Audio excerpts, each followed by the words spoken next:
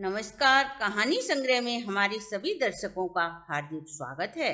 दर्शकों, आज हम आपको आसमाई पूजा व्रत कथा तथा उसके विधि विधान के विषय में बताएंगे। हम आपको बताएं, इससे पहले आपने हमारे चैनल को सब्सक्राइब नहीं किया तो जल्दी से सब्सक्राइब कर लीजिए। वैशाख, आषाढ़ तथा माघ के महीनों के अंतर्गत किसी भी रविवार को आसमाई की पूजा का विधान है। यह व्रत ज्यादातर बाल बच्चे वाली महिलाएं या स्त्रियां करती हैं। इस दिन भोजन में नमक का प्रयोग वर्जित है। आइए पूजा की विधि विधान को जानें। एक तांबूल पर सफेद चंदन से पुतली बनाकर 4 कौड़ियों को रखकर आसमाई की पूजा की जाती है। इसके बाद चौक को पूर कर उसके ऊपर एक कलश स्थापित करते हैं। उसी के समीप आसमाई की एक प्रतिमा को स्थापित करते हैं। पूजन के बाद पंडित 12 गोटियों वाला मांगलिक सूत्र व्रत करने वाली महिला को देता है। भोग लगाते समय इस मांगलिक सूत्र को अवश्य धारण करना चाहिए। एक राजा के एक लड़का था। वह लाड़ प्यार के कारण मनमाने कार्य करने लगा था। वह प्राय पनघट पर बैठकर गुलेल से पनहारियों की गगरियां फोड़ देता था। राजा ने आज्ञा निकाली कि कोई भी पनघट पर मिट्टी का घड़ा लेकर न जाए। सभी स्त्रियां पीतल व तांबे के घड़े पानी के लिए ले जाने लगीं। अब राजा के बेटे ने लोहे व शीशे के टुकड़े से पनहारियों के घड़े फोड़ने शुरू कर दिए। इस पर राजा बहुत क्रोधित हुआ तथा अपने पुत्र को देश निकाला देने की आज्ञा दी।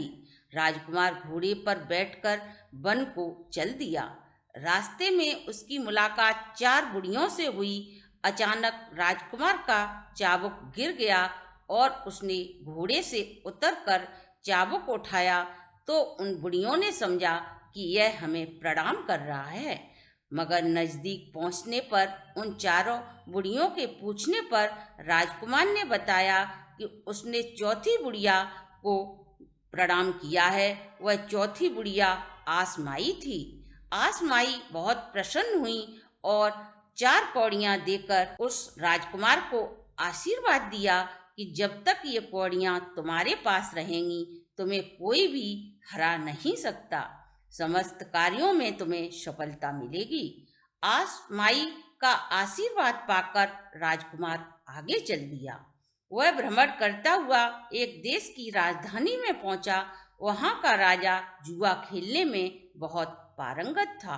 राजकुमार ने राजा को जुए में हरा दिया तथा राजपाट सारा जुए में जीत लिया। बूढ़े मंत्री की सलाह से राजा ने अपनी राजकुमारी का विवाह उस राजकुमार के साथ कर दिया। राजकुमारी बहुत ही शीलवान और सदाचारिणी थी। महल में सास ननद के अभाव में वह कपड़े की गुड़ियों द्वारा सास ननद की परिकल्पना करके उनके चरणों को आंचल पसार कर छूती और आशीर्वाद पाती। एक दिन यह सब करते हुए उस राजकुमार ने देख लिया और उसने पूछा, यह तुम क्या करती हो? राजकुमारी ने सास ननद की सेवा की इच्छा जताई। इस पर राजकुमार सेना लेकर अपने घर की तरफ चल दिया। अपने पिता के यहाँ पहुँचने पर उसने देखा कि उसके माँ बाप निरंतर रोते रहने से अंधे हो गए हैं। पुत्र का समाचार पाकर राजा रानी बहुत प्रसन्न हुए। महल में प्रवेश करने पर बहू सास के चरण छूती है। सास के आशीर्वाद से कुछ दिन बाद उसके यहाँ एक सुंदर बालक का जन्म होता है। आसमाई की कृपा से राजा रानी के नेत्रों की ज्योति वापस लौट आती है और उनके सभी कष्ट आसमाई की कृपा से दूर हो जाते हैं। हे आसमाई, जैसा राजा रानी को सुख दिया वैसे ही जो भी भक्त इस कहानी को पढ़ेगा या सुनेगा, आसमाई की कृपा से उसके सारे कष्ट दूर हो जाएंगे। जय हो आसमाई की। दर्शकों, ये थी हमारी आज की वीडियो। अगर आपको अच्छी लगी हो तो आप हमारे चैनल को लाइक, सब्सक्राइब और शेयर करें।